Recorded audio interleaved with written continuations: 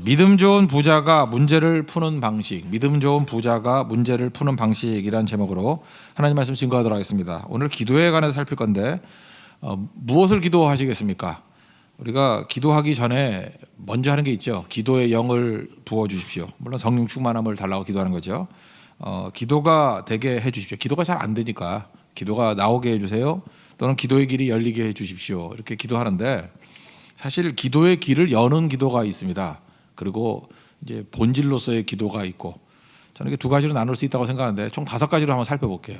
이 기도의 길을 여는 기도가 있는데 3가지예요. 찬양, 감사, 회개. 이거는 사실 기도가 되게 만드는 겁니다. 기도에 불을 붙이는 거고, 기도의 길을 여는 거고, 기도의 줄을 붙잡는 것입니다. 오늘 디모데전서 2장 1절부터 4절까지가 이제 기도에 관한 교훈인데, 여기 기도가 4가지가 나오죠. 근데 여기로 보면 뒤에 보세요. 간구와 기도와 도고와 감사를 하되 할 때 여기서 두 번째 나오는 기도가 이게 찬양에 가까운 거고요. 하나님을 드높이는 거. 그다음 마지막 나오는 감사가 감사고, 여기 4가지 중에 안 나왔던 또 한 가지가 회개. 이 3가지가 기도의 길을 여는 기도라는 거예요. 그래서 여러분이 기도가 잘 안 된다 그러면 이 3가지 하셔야 됩니다. 기도가 막혀 있다 그러면 찬양, 감사, 회개. 이걸 이제 돌아가면서 하면은 기도에 불이 붙게 되고 이제 기도의 길이 활짝 열리게 된다는 것입니다. 찬양이 뭐죠? 찬양은 하나님을 높이는 겁니다. 그래서 진짜 찬양도 되는 거예요. 찬양을 곡조 있는 기도라 그러잖아요. 그래서 사실은 그 영감 있는 사람들이 이렇게 찬양 인도를 하면요, 그 성도들에게 기도의 그 맥을 틀어주는 거예요. 사실 이게 진짜 찬양은요, 이렇게 뭐 콘티 짜가지고 이렇게 짜놓고 한다기보다도 이 영적 감수성이거든요. 그래서 사실은 이게 목회자가 인도하는 게 맞는 거예요. 그죠? 찬양 인도가. 그래서 전체적인 맥락을 이해하면서 그때 순간순간 맞춰서 기도를 유도하는 거예요. 곡조에 있는 기도. 그게 찬양입니다. 그래서 하나님을 드높이는 거고, 그때마다 찬양을 통해서 기도를 못하는 사람들에게 기도의 말을 알려주는 거죠. 시가 그런 역할을 하는 거와 마찬가지로 이게 찬양입니다. 그래서 찬송하라 여호와의 종들아, 뭐 기뻐하라 여호와의 종들아, 이게 찬송 계속 부르지 않습니까? 그럴 때 냉랭하던 분위기에서 따뜻함이 있기도 하고요. 녹기 시작합니다. 그리고 뭐 시선이라는 찬양 같은 거, 모든 시선을 주님께 드리고, 그 찬양 부르면서 우리의 산만했던 것들이 하나님을 향해서 초점이 맞춰지죠. 하나님만 바라보게 만드는 거. 이런 거를 찬양뿐만 아니라 기도에 있어서도 이걸 찬양이라고 얘기한다는 것입니다. 이게 반드시 필요해요. 찬양이 있어야 기도에 불이 붙기 시작하고 또 뜨거움이 시작이 된다는 것입니다. 그래서 이 찬양의 이 역할이 뭐냐면 예배자가 되는 겁니다. 찬양에서는 예배하고 연관성이 가장 깊어요. 예배자가 되는 거. 그 다음엔 감사인데, 감사는 이게 think인데 원래 think에서 나왔다고 하잖아요. 묵상 또는 생각을 한다. think하고 thank하고 이게 어원이 똑같거든요. 그러니까 감사는 생각하는 거죠. 뭘 생각하는 거예요? 하나님을 생각하는 거예요. 우리가 은혜라는 말을 하는데 은혜의 뜻이 무엇입니까? 원인이 내게 있는 게 아니다. 그럼 뭐예요? 원인이 하나님께 있다. 그래서 감사는 뭘 생각하는 거냐면은 원인이 하나님께 있다라는 것을 생각하는 거예요. 내게 원인이 있는 게 아니라 하나님께 원인이 있다. 그러니까 하나님께 원인이 있다라는 게 뭐예요? 그게 은혜. 그래서 감사는 은혜를 생각하는 게 감사예요. 은혜를 생각하는 게 감사. 그러니까 은혜를 감사하는 거죠. 그래서 감사가 많은 사람은 은혜가 충만한 사람이에요. 감사가 없는 사람은 자아가 충만한 사람이고. 그래서 감사가 넘쳐나야 이게 은혜 중심적인 신앙이 된다니까요. 그래서 뭘 갔다 올 때, 예를 들어서 성교 갔다 오고 난 다음에 감사헌금 드리는 사람이 있고 안 드리는 사람이 있잖아요. 감사헌금 드리는 사람의 특징이 뭐죠? 이게 하나님의 은혜였다는 거예요, 모든 게. 그래서 감사는 은혜를 묵상하는 사람에게 나오는 현상이고요. 감사가 없다라는 건 뭐냐면 은혜를 모르는 거죠. 배은망덕이죠. 사실 그 마음이 굉장히 피폐해 있는 모습이라는 것입니다. 근데 우리가 다 그렇잖아요, 마음이. 그래서 감사하는 거예요. 감사는 은혜를 묵상하는 겁니다. 그래서 기도의 문이 막혔을 때 또는 기도의 줄이 잘 잡히지 않을 때, 이렇게 횡설수설하거나 중언부언할 때 그때 감사하는 거예요. 감사할 때 기도의 줄이 잡혀요. 왜냐하면 하나님의 은혜에 딱 걸리거든요. 우리가 기도가 잘 안 되는 이유가 뭐냐면 알게 모르게 내 자아가 살아난 거예요. 이거 내가 한 거 아닌가. 그리고 하나님이 약간 도와줘야 되는데 이런 느낌이 있거든요. 내가 하는 건데 하나님이 도와주는데 안 도와주는 것 같아. 그러니까 신경질이 팍 나는 거지. 그래서 원망 불평이 막 나오는 거예요. 되게 순서가 그래요. 그럴 때 이걸 잠재우는 방법이 뭐냐? 감사합니다. 감사. 그래서 찬양과 감사. 여러분 시편 100편 아십니까? 100편이 이렇게 하나님께 예배드리러 갈 때 부르던 노래였거든요. 100편 4절에 보면은 감사함으로 그 문에 들어가며, 복음성가도 있는데 찬송함으로 그의 궁정에 들어가서 그에게 감사하며 그의 이름을 송축할지어다. 이건 뭐 4절 그대로 찬양이에요. 그대로. 여기 두 가지가 나오죠. 하나님 앞에 예배드리러 나갈 때 뭘 들고 나간다고요? 감사함으로 그 문에 들어가고 찬송함으로 그의 궁전에 들어가서 또 반복해요. 뒤집어서 감사하며 그 이름을 송축할지어다. 감사, 찬송, 찬송, 감사, 이게 교차적으로 나와요. 이게 하나님 앞에 나아갈 때 길 닦는 일이에요. 길 닦는 일. 그래서 교회가 은혜가 넘치고 빨리 하나님 만나고 하나님의 임재가 있는 교회를 보면요, 찬양이 강해요. 찬양이 영감이 있고요, 감사가 넘쳐나요. 성도들의 말끝마다 감사가 나오고 삶 전체가 원인이 하나님께 있습니다 하고 은혜를 묵상하는 감사가 있다는 것입니다. 그러니까 이 세 가지가 뭐예요? 우리 찬양할 때 생각나는 게 예배고, 그죠? 감사할 때 생각나는 게 뭐예요? 은혜잖아요. 그다음 마지막 세 번째로 회개인데, 뭐 회개야 뭐 하나님과 나 사이를 가로막고 있는 거 아니고 죄가 가로막고 있는 거죠. 이사야서 59장 1절 2절 기억하시죠? 여호와의 손이 뭐 짧아서 구원 못하냐, 뭐 이러고 귀가 둔해서 못 듣냐 이러잖아요. 너희 죄악이 하나님과 나 사이를 가로막았다고. 그러니까 기도의 문을 가로막는 게 뭐예요? 하나님께 원인이에요. 이건 내게 원인이 있는 거예요. 그러니까 은혜는 하나님께 원인이 있습니다, 이걸 묵상하는 거지만 회개는 내게 원인이 있습니다, 죄 때문에. 장애물 제거하는 거예요. 그래서 이거는 십자가죠. 예수님의 십자가의 보혈의 피를 의지해서 철저히 죄를 회개하는 것. 그럼 장애물이 사라지거든요. 그러니까 기도의 길을 닦는 이 세 가지 내용을 보면은, 첫 번째 찬양을 통해서는 예배자가 되는 거고, 그 다음에 감사를 통해서는 은혜를 붙드는 거고, 그 다음에 회개를 통해서는 예수님의 보혈의 피가 뚝뚝 떨어지는 십자가 붙드는 거예요. 그러니까 이게 복음이죠, 복음. 이 안에서 이 세 가지를 교차적으로 충분히 기도하면은 기도의 시온의 대로가 확 열린다는 것입니다. 그러니까 이 작업을 해야 돼요. 그러니까 초신자들이라든지 혹시라도 기도가 본업이 아니신 분들은 이유가 이게 약해서 그래요. 찬양이 약하고 감사가 약하고 회개가 약하기 때문에. 이거 길 닦는 거예요. 이거 충분히 해야 됩니다. 그래서 철학에도 와 보십시오. 철학에도 와서 하는 게 뭐예요? 찬양, 감사, 회개. 이 초반에 이거 해요, 이거. 그래서 충만해지면 그 다음부터는 이제 기도가 나오는 거죠. 이제 본격적인 기도는 두 가지죠. 남을 위해서 기도하는 게 중보기도. 그 다음에 내 필요나 딴 것을 위해서 뭐 여러 가지, 이건 뭐 구하는 거죠. 그걸 간구라 그래요. 그래서 2장 1절에 보니까 간구라고 얘기하는 게 그냥 간구고, 마지막에 감사, 그 다음 뭐죠? 여기 도고라고 얘기하는 게 중보기도. 그러니까 중보기도부터 먼저 살핀다 그러면 중보기도 모르는 사람 누가 있어요? 다른 사람 위해서 기도하는 거예요. 도고. 우리가 세상을 죽음에서부터 건져내기 위해서 필요한 게 세상과 묶여야 된다 그랬죠. 우리가 구원받기 위해서는 예수 그리스도와 함께 묶여야 돼요. 같이 죽어야 돼요. 죽는 거 외에는 묶일 방법이 없어요. 예수님과 함께 세례를 받음으로 죽으면 묶였잖아요. 그래서 예수님이 하시는 행태 그대로 우리가 따라가는 거예요. 묶였으니까. 같이 죽고 같이 부활하고 같이 승리하고 같이 영생을 얻고 같이 천국의 영광을 누리게 된다는 거예요. 그러니까 이거 첫 번째만 잘하면 돼요. 예수님과 함께 장사 지낸 바 되면 돼요. 내가 그리스도와 함께 십자가에 못 박히면 되는 거예요.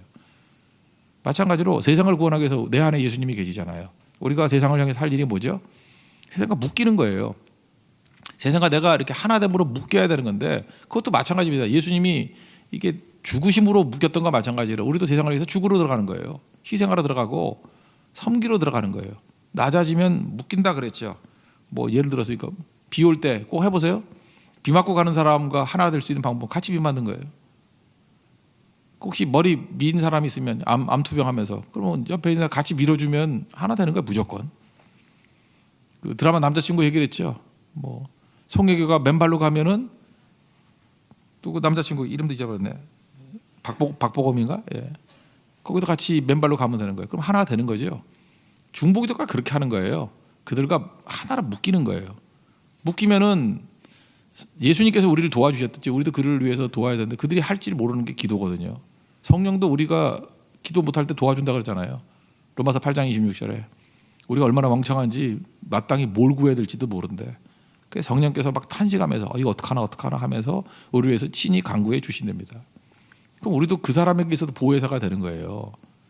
같이 묶여서. 그래서 같이 간구해 주는 거예요.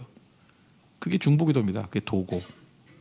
그러니까 그 사람에게 있어서 우리가 작은 성령이 되는 거죠. 성령. 성령께서 우리를 도우시듯이 우리도 똑같이 미러 이미지예요. 도와주는 거예요. 그게 세상을 건지고 축복의 통로가 되는 길이라는 것입니다.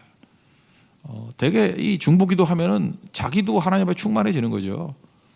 모세 아브라함 대표적인 중보기도자 아니었습니까? 아브라함은 롯을 건져내고 소돔 위에서 기도하는 거 아시잖아요. 모세는 특별히 민족을 멸할 뻔했는데 하나님 앞에 생명 걸고 나가서 기도함을 통해서 민족을 건져내잖아요. 그러니까 우리가 사실은 인도 선교 이렇게 간다 그럴 때 뭐로 가는 거냐면 중보기도자로 가는 거다라고 말하는 것도 맞는 거예요. 하나님 이들을 건져주세요. 그리고 보는 모든 게 기도거든요. 구원해 주십시오. 이들을 살려주세요. 그게 기도의 내용이에요. 사실은 기도의 내용의 상당수는요. 제가 볼 때 뭐 반 정도는 중보기도가 돼야 된다고 생각을 합니다. 어제 저녁 예배 때 말씀드렸던 그 3대1 점심 사역 얘기를 했죠. 그 런치 미니스트리. 그 믿는 동역자 3명 정도가 한 달에 한 번씩 이게 믿지 않는 사람 하나를 데려다가 밥을 사주라고. 그리고 뭐 특별한 거 없어도 돼요. 믿는 사람 3명에 안 믿는 사람 하나 정도가 그 불신자를 초청하는 의미에서 식사를 나누면요. 굳이 전도를 하지 않아도 그 향기 때문에 그 분위기 때문에 강력한 인상을 받아요. 그럼 자기 고민을 얘기하게 돼 있고 뭐 오영리 같은 전하지 않더라도 기도만 해준다고 해도 기뻐해 준다고요. 기도는 받거든요 다. 그리고 3개월 정도 지나고 난 다음에 한번 체크해 보면은 제가 볼 때 그 열매 거두는 확률이 굉장히 높아요. 그러니까 이런 사역들을 해야 이게 중보기도 사역이에요.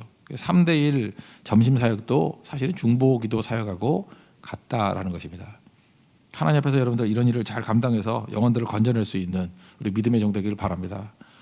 이제 본격적인 기도는 중보기도하고 두 가지예요. 간구인데 간구는 야고보서 4장 3절 4절 보면 나오잖아요.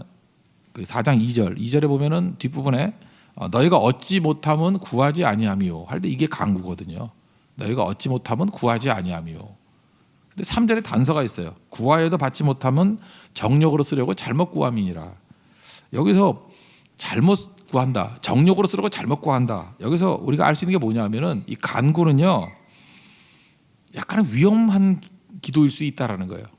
우리 본성이 나오고 우리 본능이 나온다는 거예요. 그 욕심과 죄성이거든요. 그래서 본성과 연결이 되고 본능과 연결이 되고 욕심과 연결이 될 수도 있어요. 그게. 그러다 보니까 많은 사람들이 간구를 좋지 않은 기도로 생각한다고. 근데 아니죠.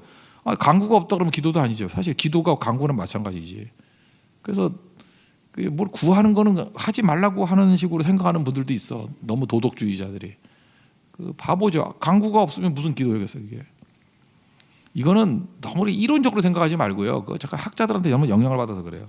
우리 아버지거든요. 아버지께 자녀가 간구하는 거 뭐 달라 그러는 게 뭐 나쁜 거야. 오히려 세상을 향해서 말하는 게 더 나쁜 거죠.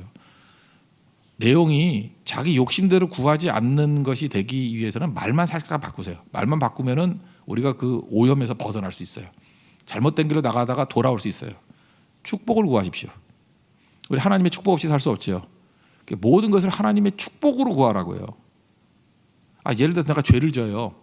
뭐 예를 들어서 뭐 어디 가서 뭐 술집 가가지고 뭐 어떤 여자하고 놀거나 뭐 이러기 위해서 축복해 주세요. 그 기도가 나와요? 안 나오잖아요. 나오는 분도 있으면 하라고 한번 해보라고 그렇게. 그 기도가 나오냐고요. 그걸 축복해달라 그러는 죄 짓는 걸 어떻게 축복해달라 그러냐고. 그러니까 그 똑같은 간구를 축복해 주십시오로 다 바꿔버리라고요. 간구하는 내용들을. 그러면은 축복이 되면 안 되는 것 같이 느껴지는 거는 욕심이에요. 해봐서 알아요. 한번 해보라고. 쭉 해보는데 하나님 우리 교회를 축복해 주세요 라고 하면서 여러 가지 얘기를 할 때 욕심에서 나온 거는 이 축복해달라고 말하기가 힘들어져요. 이게 막혀요, 기도가. 아, 그럼 이건 욕심이구나. 그걸 알게 돼요. 근데 이걸 축복해 주세요. 예를 들어서 뭐 복음 증거하고 영혼 살리고 인도 선교하고 할 때 하나님 인도 선교에 축복해 주세요. 그럴 때만 눈물이 날 정도로 간구가 나와요. 그죠? 근데 뭐 예를 들어서 내 자동차를 바꾸도록 축복해 주세요. 그럴 땐 약간 좀 찜찜하고 뭐 이럴 수 있죠. 뭐 컴퓨터를 바꾸게 뭐 100만 원짜리 구두를 사게 그러면 그 벼락 맞을 것 같잖아요. 축복해도 축복이 오는 게 아니라 벼락이 올 것 같잖아요. 여러분 안 그렇게 느껴집니까? 그거는 양심이 살아 있으면 느껴진다고. 그래서 축복이 되는 기도를 하라고. 축복이 되는 기도. 그러면 욕심에서 벗어날 수 있다라는 것입니다. 성경 전체를 통해서 강구가 굉장히 많은데 강구의 특징은 적극적이라는 거예요. 저는 그 야만스럽다는 표현을 써요. 막 야만스럽게 막 몸부림쳐서 구하는 거예요. 하나님 달라고. 그리고 간구 중에 이렇게 이것저것 나열하는 기도는 없어요. 간구는 한 가지 초점이에요. 한 가지 초점. 예를 들어서 과부가 불의한 재판장을 만났어요. 그때 불의한 재판장에 가가지고 하는 건 뭐예요? 나 도와달라고. 그죠? 나 이 억울하면서 풀어달라고. 그거 하나 외에 뭐가 있어요? 그게 간구거든요. 그 예수님 기도 묘사를 할 때 그런 얘기하잖아요. 간청 기도 얘기할 때 간청 기도가 간구 기도잖아요. 저렇게 과부같이 한 가지만 놓고 하라는 거예요. 이것저것 하지 말고. 이것저것 하고 있다라는 건 뭐냐면 간구하는 마음이 아니에요. 줘도 좋고 말아도 좋고. 그러니까 간구는 한 가지 초점이에요. 그래서 간구 기도를 제일 많이 했던 사람이 사실은 야곱이거든요. 야곱은 4차례의 큰 간구가 있었어요. 첫 번째 나오는 게 창세기 28장에 이제 집 떠날 때 그때 당시 지명은 루스였고 그러니까 그 이름이 베델로 바뀌었잖아요. 그러니까 1차 베델 기도 창세기 28장인데 그때 기도는 뭐예요? 창세기 28장 집에 돌아오게 해주세요. 그거였어요. 내가 지금 도망치는데 속히 돌아오게 해주세요. 그게 간구예요. 결국은 속히는 아니었지만 돌아왔죠. 간구에 응답해 주시잖아요.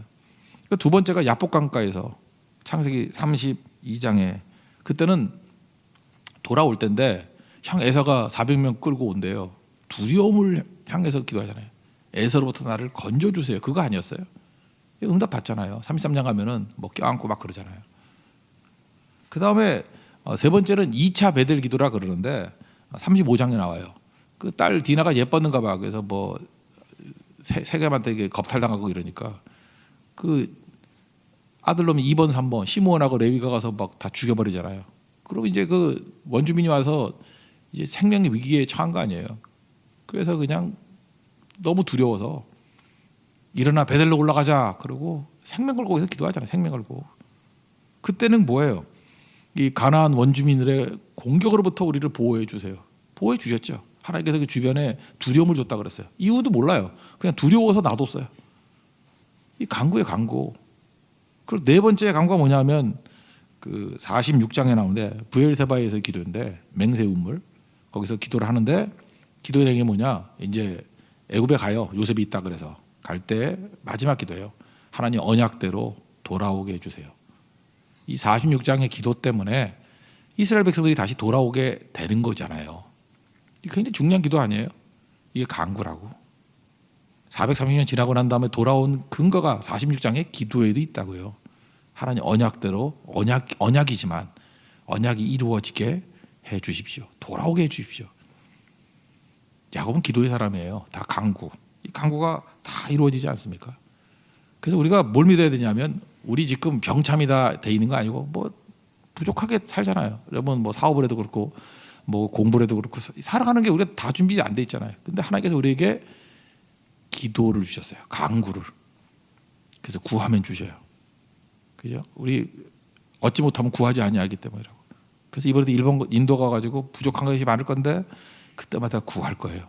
그죠? 간구할 거라고. 간구하면 하나님께서 응답해 주신다는 것입니다. 마지막으로 이 얘기 하나만 해드릴게요. 우리 교회도 이제 대만 선교를 많이 가는데 저도 오랫동안 갔는데 제 동문 목사님 가운데 한 분이 이 대만 선교를 또 되게 많이 했어요. 그죠? 지금 안 하는 것 같은데 한동안은 굉장히 많이 데리고 가서 중정기정관 앞에서 전체 집회도 하고 막 그랬어요. 그러니까 굉장히 크게 했던 교회이기도 하고 뭐 원래 그게 큰 교회였으니까.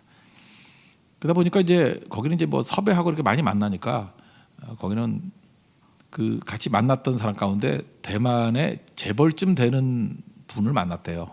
회장님이라고 하시는 분을. 그러니까 우리나라 재벌보다는 좀 규모가 작지만 그래도 대만에서는 10대 그룹 중에 하나인 정도의 큰 회사래요. 뭐 그냥 그 정도나 이해하십시오. 어디라고 묻지 말고.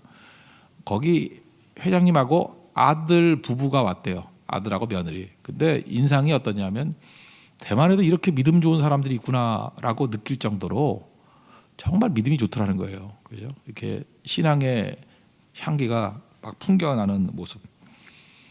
그래서 이 얘기 저희하고 교제를 나눴답니다. 그런데 갑자기 문제가 생겼다는 거예요. 그 팀이 뭐 수백 명이 왔는데 선교팀이 그런데 돌아가야 되는데 티켓에 문제가 생긴 거예요. 몇 팀들이.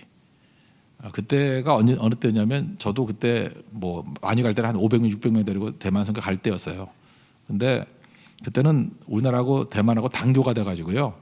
비행기가 국적기가 못 뜨기 때문에 비행기가 딱 두 항공사밖에 없었어요. 타이 항공하고 CX, 캐세이 파시픽. 바가지 씌워가지고 하여튼 무지하게 비싸게 받았고요. 티켓도 한 보통 때보다 2배 받았고 티켓도 없고. 그래서 이게 갑자기 비행기 한 대가 취소가 돼가지고 발을 동동 구르게 되는 상황이 됐다는 거예요. 그 뭐 많은 사람이 못 가게 되니까. 그래서 그 얘기를 했답니다. 우리 선교팀 중에 그 여러 사람들이 돌아갈 비행기 티켓이 없어서 지금 걱정이라고, 큰 문제가 생겼다고. 그랬더니 그 재벌 며느리 되시는 분이 그냥 단호하게 얘기를 하는 거예요. 걱정하지 말라고. 내가 해결하겠다고. 그래서 거기 있는 사람들이 다 우리 한국 사람들이 얼굴이 화색이 돌면서 기뻐했대요. 왜 기뻐했느냐? 워낙 돈이 많은 분이니까 항공사에 아는 사람이 있겠지.